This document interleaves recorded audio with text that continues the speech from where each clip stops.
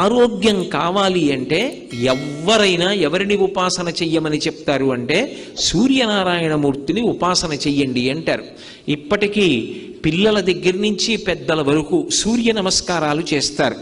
ఆ సూర్య నమస్కారాల్లో కేవలం 10 విధములైనటువంటి భంగిమలతో చేసే నమస్కారాలు ఉన్నాయి. అవి తేలికగా చెయ్యడానికి వీలుగా ఉంటాయి. ఆ సూర్య నమస్కారం చెయ్యడం కేవలము శరీరమునకు ఆరోగ్యం ఇవ్వడానికి ఒక్కదానికే కాదు, ఆ సమయంలో సూర్య బింబాన్ని ఉపాసన చేస్తారు మనసుతో. ఆ ఉపాసన చేసిన కారణం చేత దృష్టి నిలబెట్టడం కూడా అలవాటు అవుతుంది. దృష్టిని కేంద్రీకరించడం, ఒక విషయాన్ని పరిశీలిస్తున్నప్పుడు, ఒక విషయాన్ని చదువుతున్నప్పుడు, ఒక విషయాన్ని వ్రాస్తున్నప్పుడు దృష్టిని దాని మీదే కేంద్రీకరించగలిగినటువంటి శక్తి దేని వలన ఉత్పన్నమవుతుంది అంటే కేవలముగా ఆ సూర్య నమస్కారముల యందు